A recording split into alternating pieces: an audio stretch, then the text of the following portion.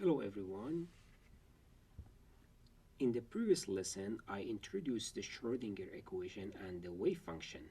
Now the question is this: can we derive the Schrödinger equation? The answer is no, exactly like the Newton's law, which has no mathematical proof. In fact, as we will see in the future, the Schrödinger equation is one of the postulates of quantum mechanics. A postulate is a reasonable assumption that should be verified experimentally.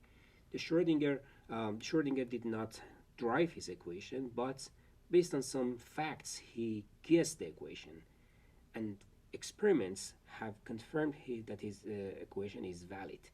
Let's have a short flashback to modern physics. In modern physics, we have learned that particles sometimes show particle-like features and sometimes wave-like properties. For example, electron sometimes shows uh, particle-like behavior like particle, for example, in the photoelectric effect. And sometimes it shows wave features like in the double slit experiment. We will study the double slit experiment in the next lessons. So we can say in microscopic level where the quantum features are visible, we don't have a particle or wave. Instead, we have wave particle.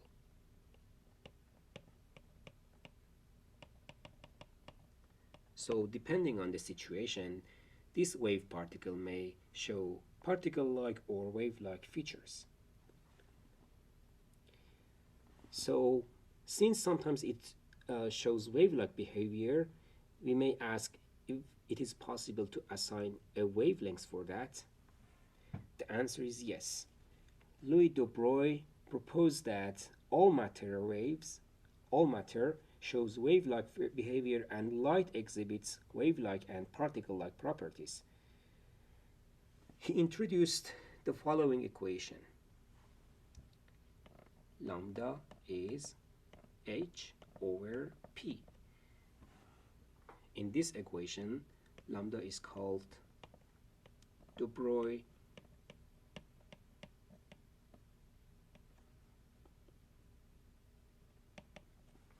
wavelengths, and p is the momentum of the particle that shows wave-like features. And of course, h is the Planck constant. This equation is working well for simple cases like free particle, for which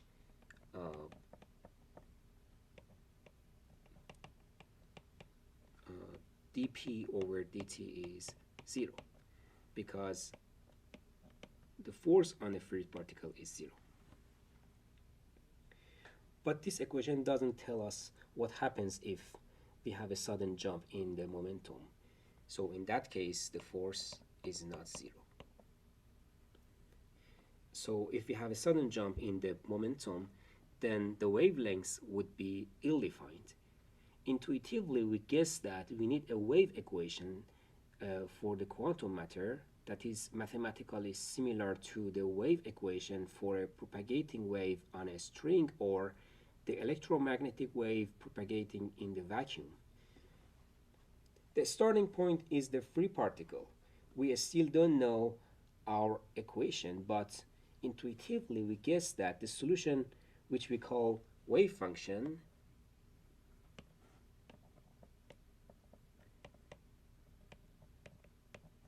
should have a form like this: psi x and t as a function of x and t is an amplitude a times sine 2 pi x over lambda minus nu t. This equation describes a propagating wave. A is the amplitude, lambda is the wavelength, and nu is the frequency of the wave. For simplicity, we can introduce two new quantities.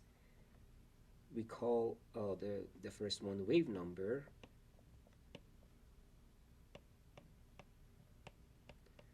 which is defined as k equals to 2 pi divided by lambda, and the second one is the angular frequency,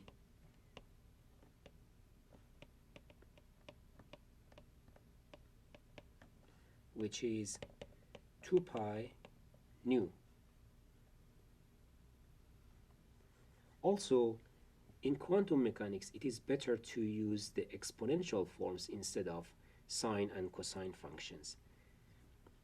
So equivalently, I can write psi as a function of x and t is a constant b times e to the power of I kx minus omega t.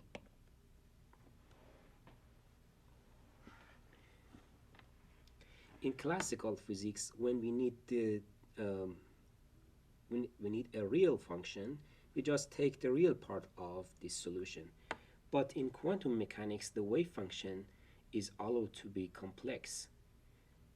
The amplitude b is also a complex, in general, is a complex quantity.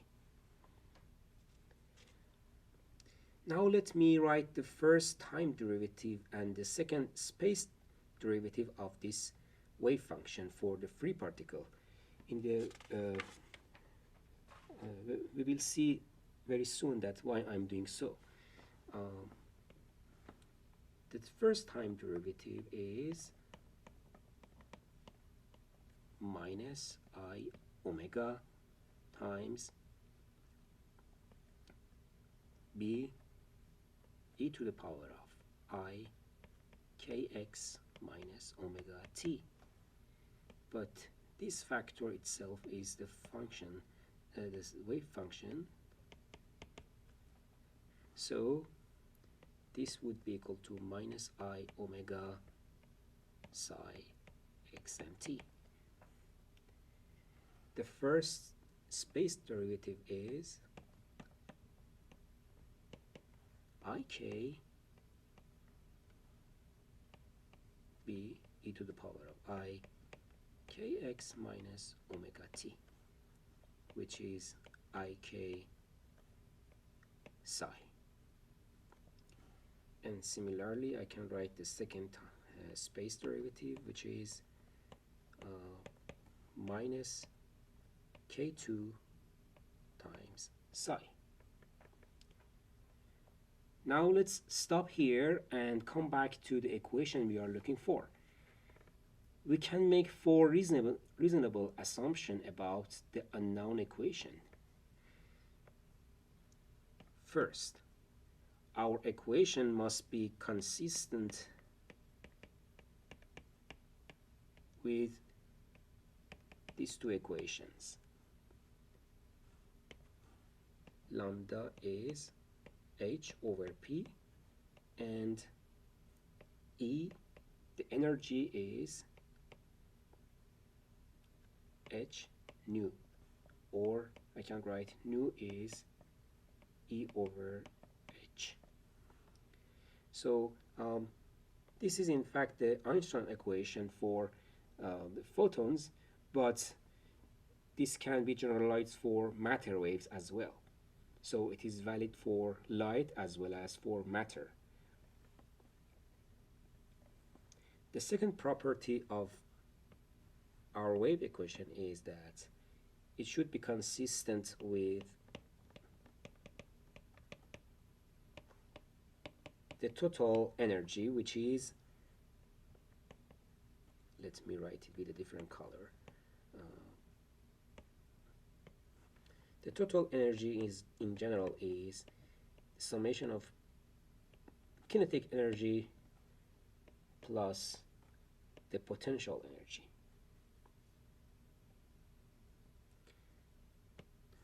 The third property is that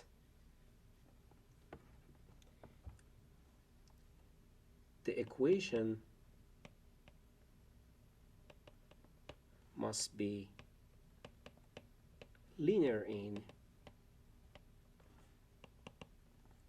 psi x and t. By linearity, I mean that if we have two solutions like psi 1 and psi 2, then psi equals to c1 times psi 1 plus c2 times psi 2 is a solution as well. In this equation, c1 and c2 are constant.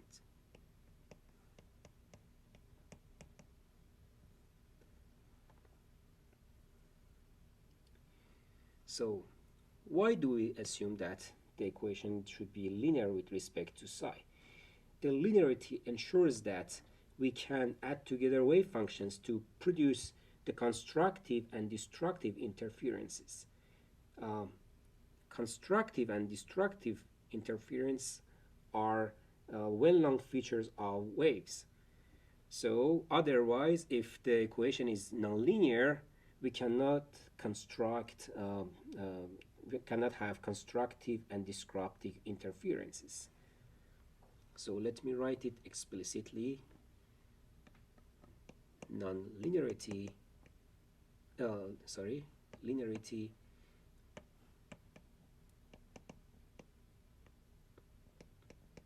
ensures that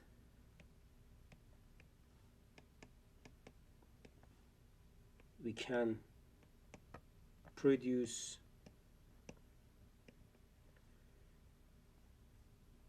constructive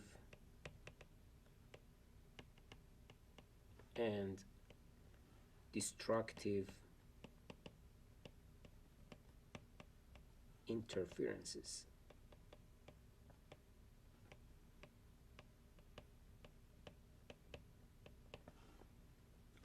And the last assumption about our equation is that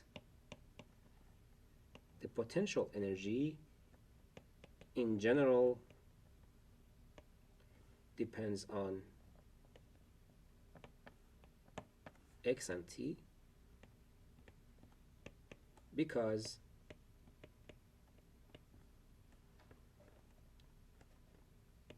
the force might depend on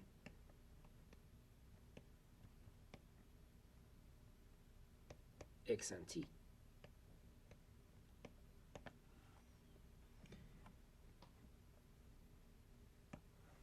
Now let's combine the first two assumptions. In the first assumption, I said that our equation must be consistent with the de Broglie equation and the Einstein equation. And the second one, I said that the total energy is the summation of kinetic energy and the potential energy. So let me rewrite it again. P2 over 2m plus V of x and t should be equal to energy. So instead of E, I can write h nu, and instead of P, I can write h over lambda. So if I substitute here, I will get this result, h2 divided by 2m lambda squared plus V of x and t is h nu. So if I use this definition, h bar is h over 2 pi, I can rewrite my equation in a more suitable form like this. H bar 2 k2 over 2m plus v as a function of x and t is h bar omega. So in our equation we should have only the first power of psi. We should have only the first power of psi, that is psi to the power of 1 is okay, but we cannot have psi to the power of 0 or psi to the power of 2, etc.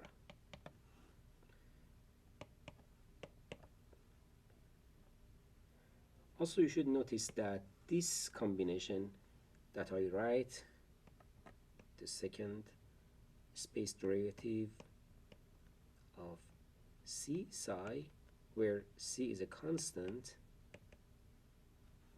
is linear, because I can write this as c times the second derivative of psi with respect to space.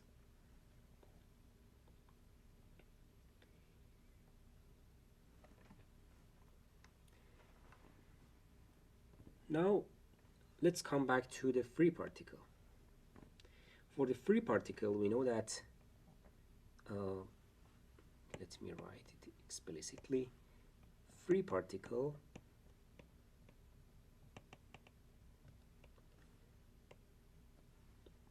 the potential energy is constant,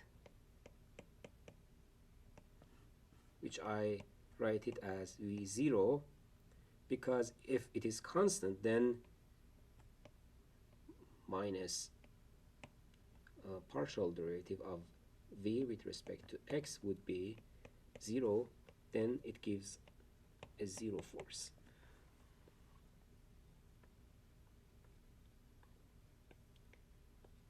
Now let's come back to the previous slides.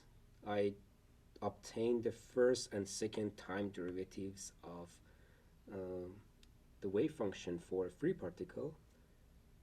The second space derivative gives us a k2 factor, and the first time derivative gives us a minus I omega factor. So these two things tells us that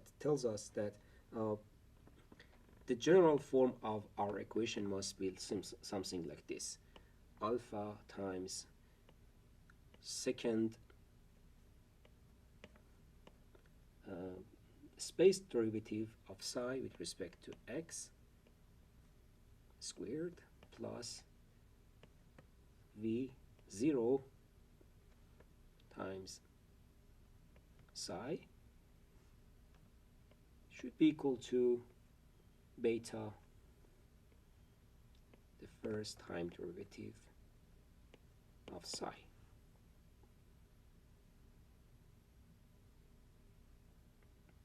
So let me write it for the case of free particle. Alpha, the second space derivative gives us minus k2 psi plus v0 psi. It should be equal to beta minus I omega psi.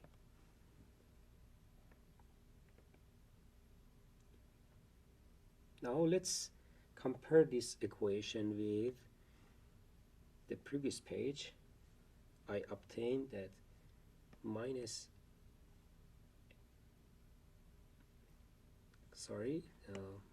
I obtained h bar 2 k2 divided by 2m plus v0 was h bar omega. So I can multiply both sides by psi and compare to the above equation.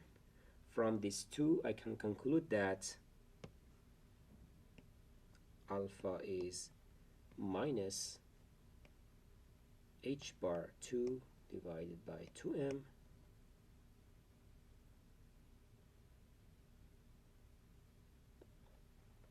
and beta is I h bar. Then when I substitute, I will get this result. I h bar, the first time derivative of my function with respect to t, is equal to minus h bar 2 divided by 2m. The second space derivative of psi with respect to x squared plus v0 psi.